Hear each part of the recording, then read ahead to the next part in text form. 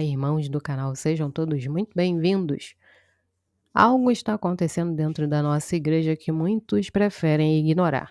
Você sabia que um dos símbolos mais antigos e poderosos da nossa fé, reconhecido por santos e usado em momentos cruciais contra o mal, está sendo alvo de desprezo e perseguição? Isso não é só um ataque contra um objeto, é um ataque contra o que ele representa.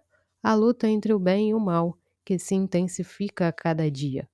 Recentemente, um padre foi acusado e até ridicularizado por carregar e utilizar esse sinal exorcístico, algo que para nós católicos é um escudo espiritual dado por Deus. Como católica, eu não consigo ficar em silêncio diante disso. Como podemos aceitar que o mundo queira nos tirar armas espirituais tão importantes, especialmente em tempos de provação?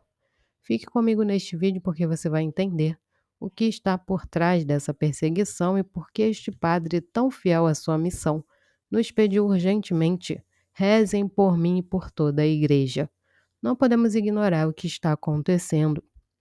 Este caso não é apenas sobre um padre sendo criticado, é sobre algo muito maior, a tentativa de enfraquecer os sinais visíveis da nossa fé.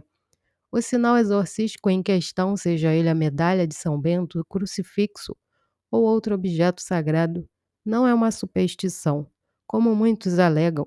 Ele é um instrumento espiritual que nos conecta à graça de Deus, usado por séculos por santos, padres e fiéis para combater o mal. A Igreja sempre ensinou que esses sinais têm um papel importante na nossa batalha espiritual. São Bento, por exemplo, deixou-nos a famosa oração escrita na sua medalha, Vade Retro Satana. Um lembrete poderoso de que o nome de Cristo é superior a todo mal. Esses objetos não são meras representações, são ferramentas de fé protegendo quem usa com piedade e confiança. O padre que está sendo perseguido deixou claro em suas palavras que a intenção dele nunca foi criar controvérsia, mas proteger o povo de Deus contra as armadilhas espirituais que têm se tornado cada vez mais frequentes. Ele expressou sua tristeza e indignação dizendo: estão tentando tirar de nós o que a igreja nos deu como escudo espiritual. Pessoalmente, isso me faz refletir sobre o quanto estamos prontos para defender aquilo que acreditamos. Se sinais como esses, que carregam tanto poder e história, estão sendo ridicularizados, o que vem a seguir? Estamos diante de tempos difíceis, irmãos, e casos como este nos mostram a necessidade de estarmos vigilantes, porque a batalha não é apenas humana, é espiritual. É por isso que precisamos estar unidos como igreja, apoiar sacerdotes fiéis que enfrentam tamanha oposição. Vejam o trecho que ele falou. Agora, uma coisa desagradável, mas que o padre tem que falar. Eu estou sendo processado aqui em Guarapari, fico até sem voz, por uma coisa que para mim não precisava nem ser discutida. Eu estou sendo processado por causa do sino da igreja, porque isso está incomodando. Sinceramente, eu acho que nós estamos vivendo uma sociedade muito complicada. Há 2000 anos, os sinos tocam. 2000 anos os sinos tocam. Eu vou a várias cidades no mundo inteiro, já viajei para muitos lugares e sempre vi sino de igreja tocando. Então, só para partilhar com vocês essa minha dor, porque isso se torna uma dor. Eu já disse hoje de manhã e vou repetir. Se eu tiver que tirar o sino da matriz do centro, eu não fico nessa cidade. Porque é uma cidade que cala o sino da igreja. Ela, sinceramente, já precisa rever toda a sua estrutura de igreja. O sino, ele toca 6 horas da manhã, 9, meio-dia, 15 e 18 horas. E toca em 1 minuto. 1 minuto. Fico muito triste, porque vocês imaginam, se eu receber, vou dizer para vocês, se for mesmo da forma que está indo, e eu tiver que desligar os sinos, eu não fico aqui, mas entro também por outros vias, porque vai ter que desligar o sino de todas as igrejas. Porque a lei é uma só. E aí vai ter que ir de São João del Rei, Tiradentes, Vitória com a Catedral, todas as nossas igrejas, porque não pode ser só uma igreja. Isso é ruim, sabe, gente? Isso desgasta a gente, porque, olha, eu tenho confissões para atender, eu tenho missas para celebrar, doentes para visitar, eu vou à Vitória quase todos os dias para reunião com o arcebispo, no seminário, eu tento fazer o máximo, e aí agora ainda tenho que ficar me desgastando com questões de sino de igreja, porque está incomodando, e a princípio uma pessoa, eu espero que essa pessoa ela tenha um abaixo-assinado com pelo menos uns 70% da população do centro, pedindo para calar o sino. Eu, Padre Diego, eu tenho tentado ser santo, sabe? Mas tentado mesmo. Eu me confesso, eu rezo, eu faço tudo. Mas eu vou dizer para vocês que no caminho da santidade me aparecem umas almas que são difíceis. Eu nasci em Santa Maria Madalena, terra de Dercy. Madalena é terra de gente briguenta. Eu faço de tudo para não ser briguento. E olha que eu sou atacado, vocês me conhecem há 4 anos já. Vou dizer para vocês, eu dou um boi para não entrar numa briga. Mas depois eu dou uma boiada para não sair dela. Como cristão, eu faço de tudo para não brigar com ninguém, porque eu tenho que transmitir a paz. Mas se eu estou no meu direito, aí eu vou até as últimas consequências. Partilho com vocês isso e peço a vocês, rezem. Porque eu acho que uma pessoa que faz isso, ela também pode voltar atrás. Ela pode voltar atrás. A gente se manifesta contra tantas coisas, mas se eu tiver que me manifestar depois, e eu acredito que pelo que está aí não vai, eu vou ter que me manifestar, eu vou. Então eu saio de Guarapari, eu desligo os sinos, mas eu digo para vocês, eu saio muito triste, porque começa assim, é sino, daqui um dia vocês que estão aí fora não vão poder sentar, porque vai ter gente fazendo abaixo-assinado e processando que vocês estão sentando na praça, e aí vai sentir que sentar na praça é uma afronta, procissão não vai poder ter. Prestem atenção, começa assim. Então, se a gente não se colocar a favor da igreja, eu não estou pedindo aqui ninguém para ficar a favor do padre, não. O sino não é meu, não. O sino é da igreja. Tá bom? É a igreja. É a igreja. Então, só peço a vocês.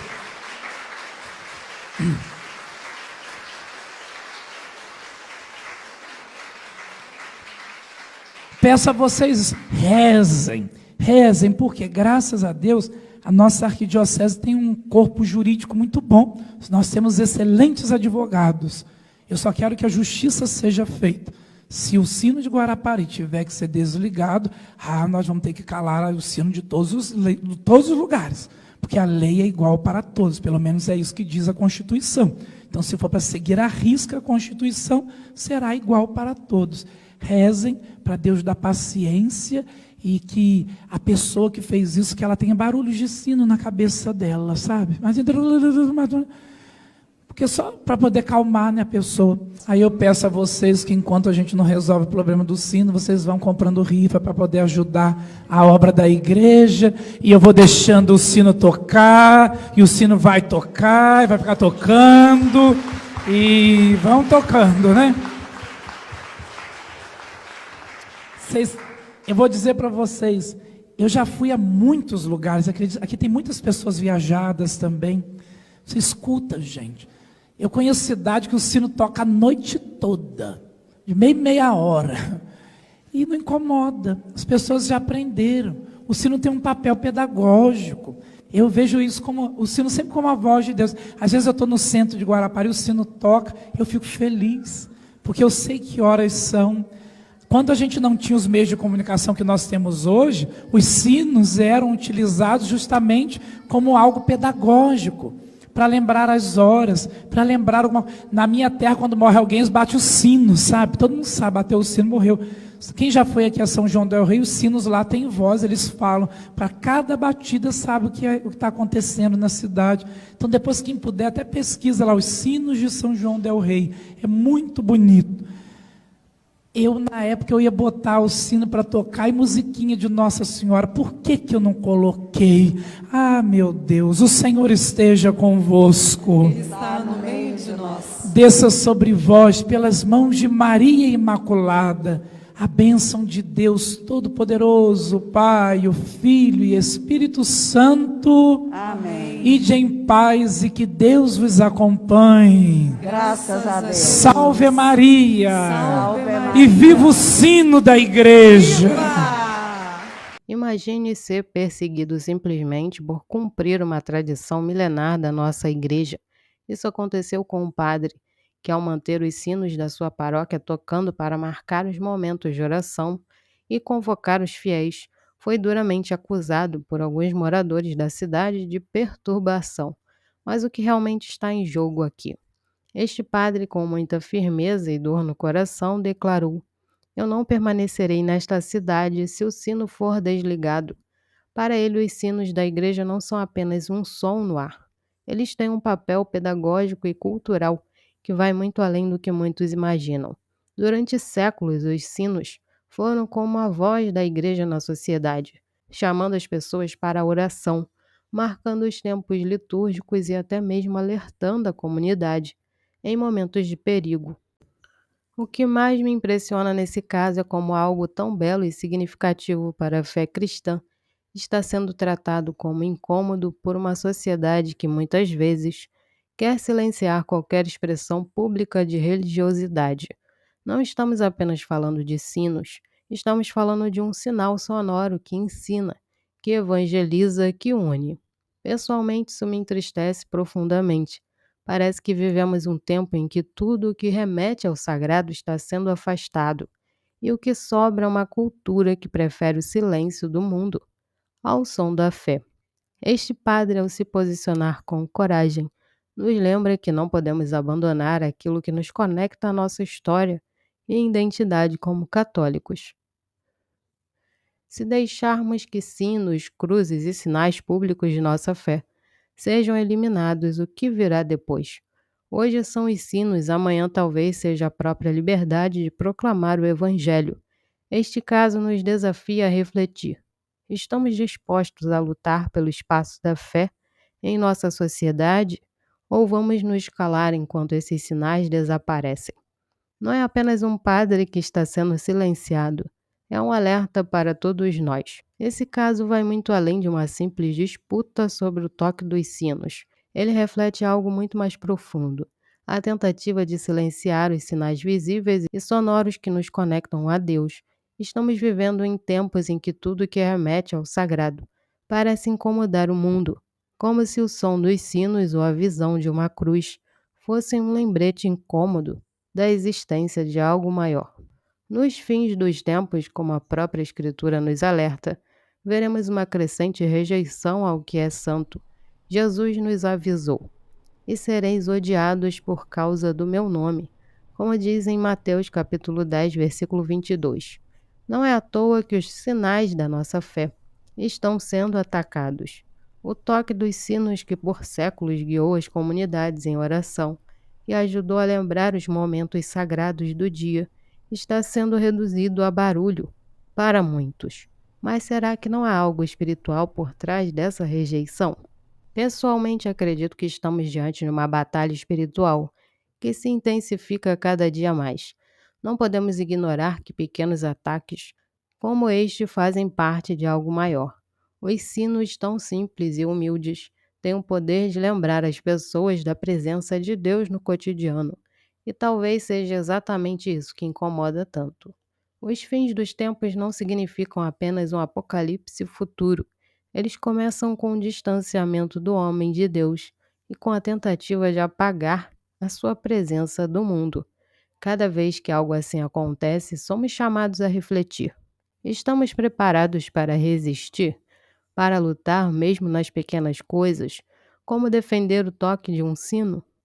Este caso é um alerta para todos nós. Não é apenas sobre uma cidade ou um padre.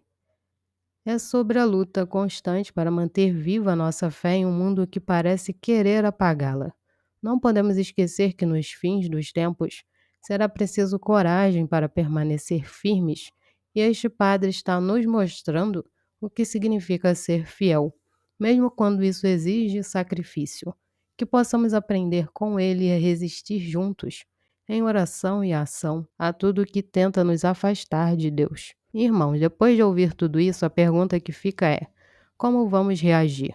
Este padre nos pediu algo simples, mas extremamente poderoso. Rezem por mim e por toda a igreja. E é isso que precisamos fazer, agora mais do que nunca. Não podemos permitir que a indiferença nos faça ignorar o que está acontecendo ao nosso redor. A oração é nossa maior arma, especialmente em tempos como este, quando um sacerdote que representa Cristo é atacado por manter viva uma tradição sagrada. Não é só ele quem sofre, toda a igreja sofre. E como corpo de Cristo precisamos nos levantar em unidade, intercedendo por ele e por todos os padres que enfrentam dificuldades semelhantes. Pessoalmente acredito que a oração é mais do que um pedido, um ato de amor e fé. Quando rezamos, nos unimos a Deus e fortalecemos não só o que está sendo perseguido, mas também a nós mesmos. Este padre está enfrentando uma batalha espiritual e o mínimo que podemos fazer é apoiá-lo em espírito, com nossas orações fervorosas e constantes. Por isso eu peço a você, não deixe este vídeo ser apenas uma história que você ouviu. Faça dele um chamado à ação. Reze pelo padre, reze pela igreja. Reze para que os sinais da nossa fé nunca sejam silenciados. E lembre-se, não estamos sozinhos. Nossa união em oração tem poder e Deus nunca abandona aqueles que permanecem fiéis.